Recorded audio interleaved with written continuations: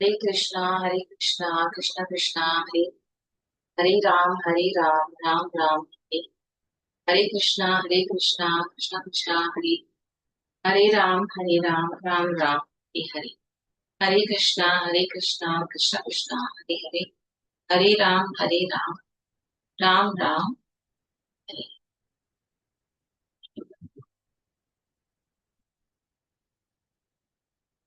We are reading Bhagwat Geeta as it is by His Divine Grace, A.C. Bhakti Vedant Swami Prabhupada, founder Acharya of the International Society for Krishna Consciousness. I think we read 23 text. Chapter. We are reading chapter 2, text, I think text 24. Yeah.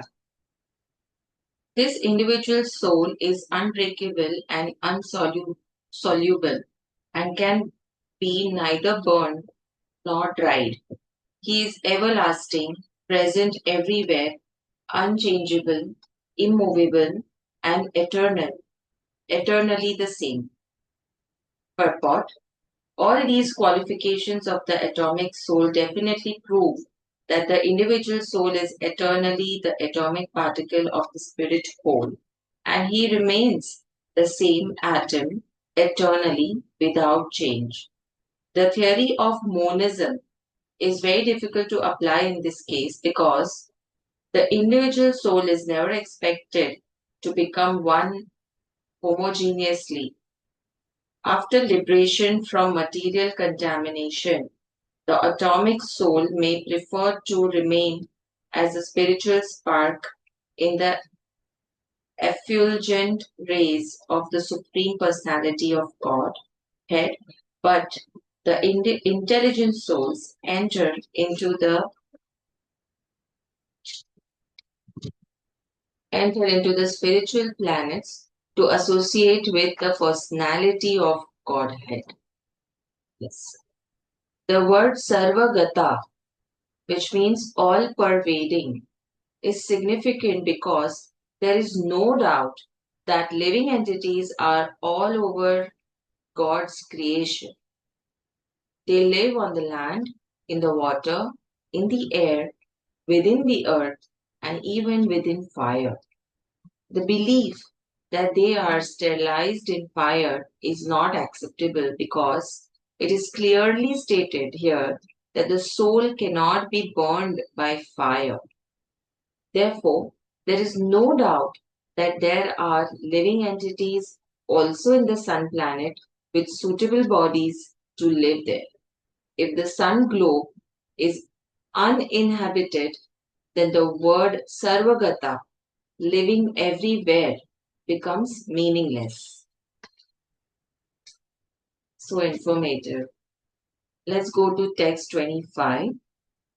It is said that the soul is invisible, inconceivable, and immutable. Knowing this, you should not grieve for the body. Purport. As described previously, the magnitude of the soul is so small for our material calculation that he cannot be seen even by the most powerful microscope. Therefore, he is invisible. As far as the soul's existence is concerned, no one can establish his existence experimentally beyond the proof of Shruti or Vedic wisdom. We have to accept this truth because there is no other source of understanding the existence of the soul, although it is a fact by perception.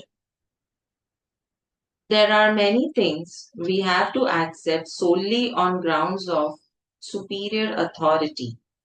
No one can deny the existence of his father based upon the authority of his mother. This is very interesting.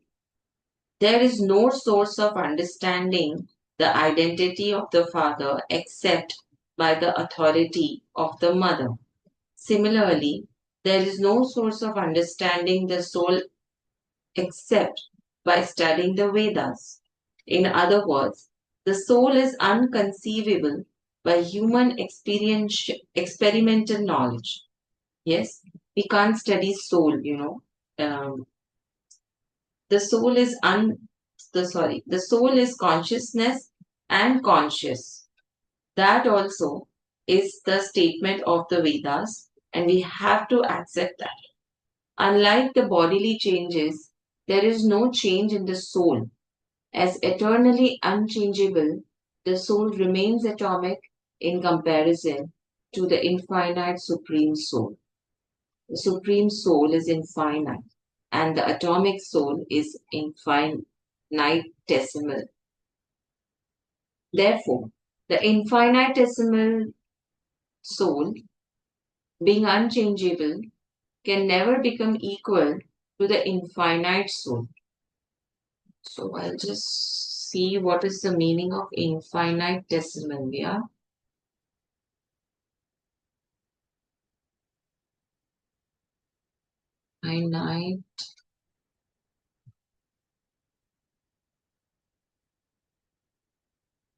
finitesimal meaning. It means extremely small. Yeah, infinitely small. Okay, being unchangeable can never become equal to the infinite soul or the supreme personality of Godhead. This concept is repeated in the Vedas in different ways just to confirm the stability of the conception of the soul. Repetition of something is necessary in order that we understand the matter thoroughly without error. Let's move on to text 26. If, however, you think that the soul or the symptoms of life will always be born and die forever, you still have no reason to lament, O mighty armed. Let's also see the meaning of lamentation also. So, lamentation, it means the passionate expression of grief or sorrow or weeping. Yeah.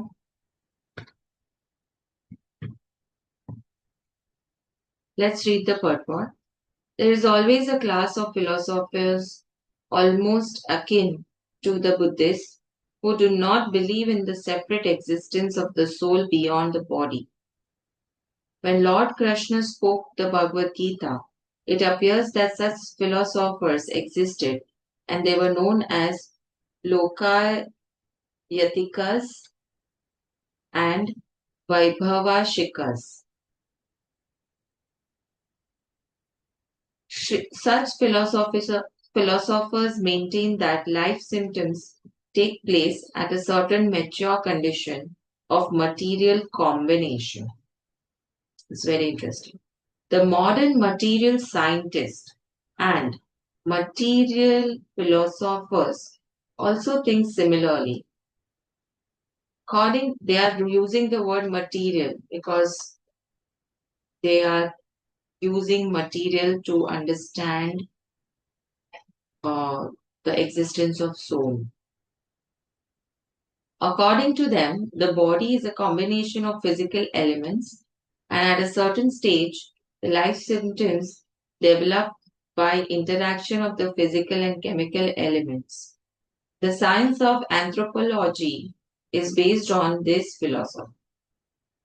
Currently, many pseudo religions, now becoming fashionable in America, are also adhering to this philosophy, and as are the nihilistic, non devotional Buddhist sects. Even if Arjun did not believe in the existence of the soul, as in the Vaibhavshika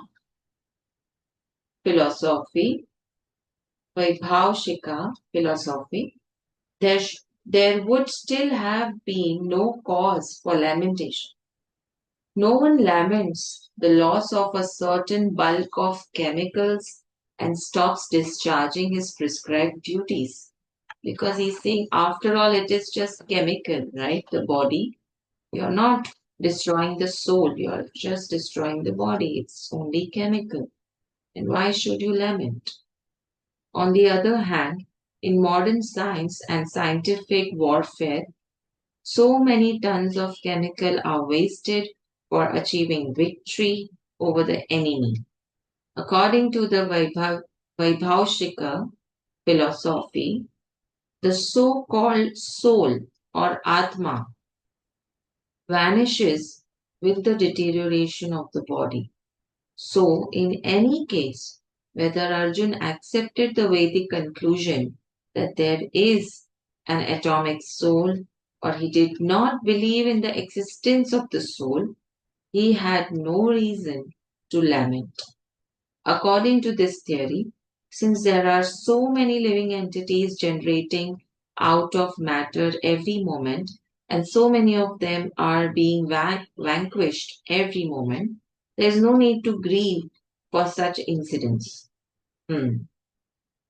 If there were no rebirth for the soul, Arjun had no reason to be afraid of being affected by sinful reactions due to his killing his grandfather and teacher.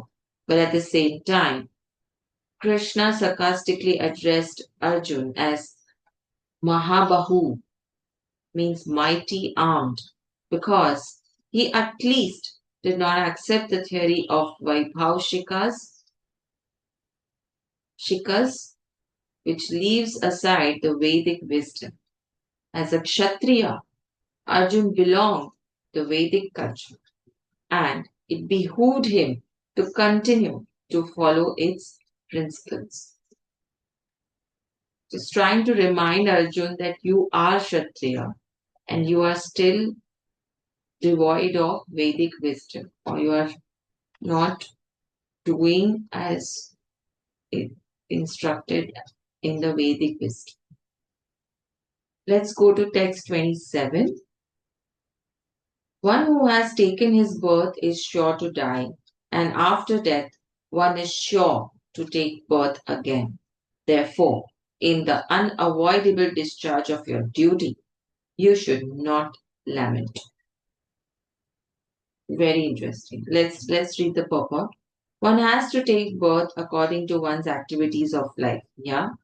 And after finishing one term of activities, one has to die to take birth for the next. In this way, one is going through one cycle of birth and death after another without liberation. This cycle of birth and death does not, however, support unnecessary murder, slaughter, and war. But at the same time, violence and war are inevitable factors in human society for keeping law and order. Yes. The battle of Kurukshetra, being the will of the Supreme, was an inevitable event, and to fight for the right cause is the duty of the Kshatriya. Why should he be afraid of or aggrieved at the death of his relatives, since he was discharging his proper duty? He did not deserve to break the law, thereby becoming subjected to the reactions of sinful acts of which he was so afraid. By avoiding the discharge of his proper duty, he would not be able to stop the death of his relatives. So he's saying, even if you don't do your duty of killing them, you cannot save them from death. They are going to die one day because it is the matter of life and it is the matter of rebirth, death, life, rebirth. Yeah. And he would be degraded due to his selection of the wrong path of action. So even if today Arjun is not going to kill them, someone will kill them because of their wrongdoings, is what Krishna is saying. But in all this, why would you not want to do your duty and salvage your or deliver yourself from committing another wrongdoing, right? Against your dharma. So dharma and duty are the paramount is of paramount importance for any human being, any living being. Let's go to text 28. All created beings are unmanifest in their beginning, manifest in their interim state, and unmanifest again when annihilated. So, what need is there for lamentation? Yeah, purport, accepting. So we can just understand in our back of our mind that we lament so much on a death of a person or loss of an opportunity or loss of a relationship like a breakup or something. We lament so much, but when we keep that in mind and read Bhagwat Gita, we will feel so much better. So let's read the purport. Accepting that there are two classes of philosophers, one believing in the existence of the soul and the other believing in the existence and not believing in the existence of the soul. There is no cause for lamentation in either case. Whether the soul exists or does not exist, it should not matter. Non believers in the existence of the soul are called atheists by the followers of Vedic wisdom. Yet, even if, for argument's sake, we accept this atheistic theory, there is still no cause for lamentation. See how he's advocating. Apart from the separate existence of the soul, the material elements remain unmanifested before creation. From this subtle state of non-manifestation becomes, from this subtle state of non-manifestation comes manifestation. Just as from ether, air is generated, from air, fire is generated, from fire, water is generated, and from water, earth becomes manifested.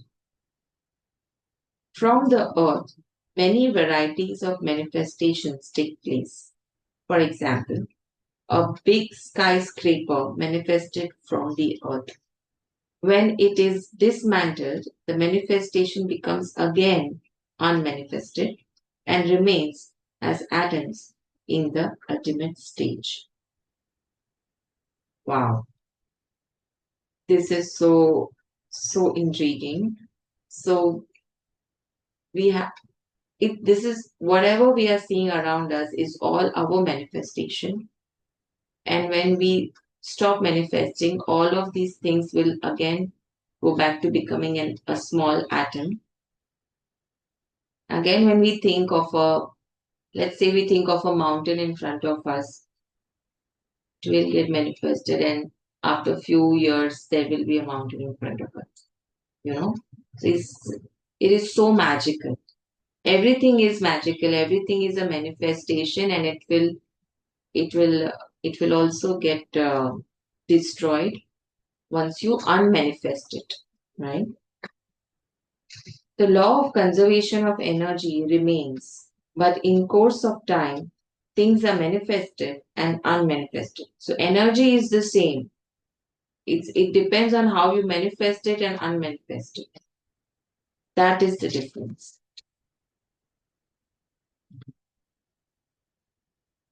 Then what cause is there for lamentation either in the stage of manifestation or in unmanifestation?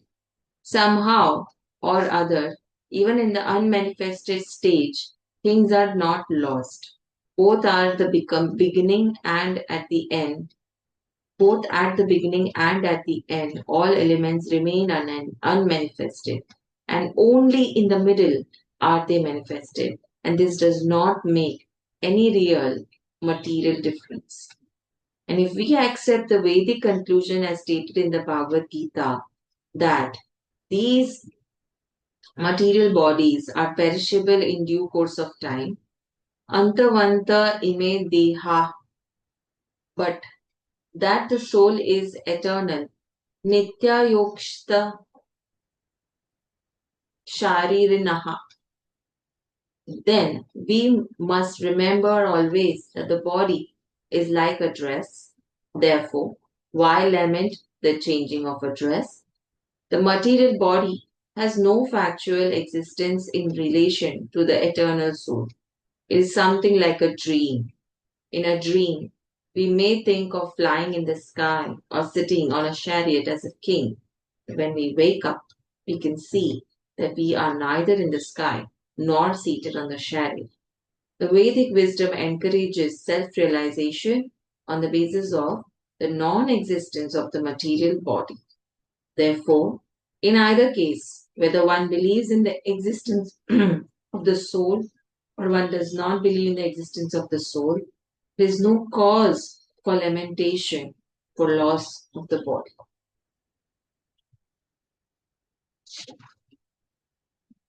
Okay, I think we can finish one more text 29 and then we will close. Text 29. Some look on the soul as amazing, some describe him as amazing, and some hear of him as amazing, while others, even after hearing about him, cannot understand him at all. Let's read the purport. Since Gitopanishad is largely based on the principles of the Upanishads, it is not surprising to also find this passage in the Katha Upanishad 1.2.7. The fact that the atomic soul is within the body of a gigantic animal, in the body of a gigantic banyan tree, and also in the microbic germs, millions and billions of which occupy only an inch of space, is certainly very amazing. Men with a poor fund of knowledge and men who are not austere cannot understand the wonders of the individual atomic spark of spirit, even though it is explained by the greatest authority of knowledge who imparted lessons even to Brahma, the first living being in the universe. Owing to the gross material conception of things, most men in this age cannot imagine how such a small particle can become both so great and so small. So men look at the soul proper as so men look at the soul proper as wonderful either by constitution or by description. Sorry. Illusion by the material energy, people are so engrossed in subject matters for sense gratification that they have very little time to understand the question of self understanding, even though it is a fact that without this self understanding, all activities result in ultimate defeat in the struggle for existence. Right? Perhaps they have no idea that one must think of the soul and thus make a solution to the material miseries. It is so nicely provided. Some people who are inclined to hear more about the soul may be attending lectures in good association, but sometimes, owing to ignorance, they are misguided by acceptance of the super soul and the atomic soul as one, without distinction of the magnitude. It is very difficult to find a man who perfectly understands the position of the super soul, the atomic soul, their respective functions and relationships, and all other major and minor details. We are trying to learn now the difference between the super soul and the atomic soul. And it is still more difficult to find a man who has actually derived full benefit from knowledge of the soul and who is able to describe the position of the soul in different aspects. It's very difficult to justify, it's very difficult to counter, you know. But if somehow or other one is able to understand the subject matter of the soul, then one's life is successful. Yes. The easiest process for understanding the subject matter of self, however, is to accept the statements of Bhagwat Geeta spoken spoken by the greatest authority, Lord Krishna himself, without being deviated by other theories. But it also requires a great deal of penance and sacrifice, either in this life or in the previous ones, before one is able to accept Krishna as the Supreme Personality of Godhead. Krishna can, however, be known as such by the causeless mercy of the pure devotee and by no other way. So nicely. Let's end here. Let's end with Hare Krishna Maha Mantra. Hare Krishna, Krishna Krishna, Hare Hare, Hare Ram, Ram Ram, Hare Hare.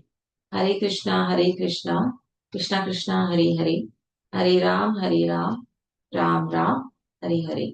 Hare Krishna, Krishna Krishna, Hare Hare, Hare Ram Ram,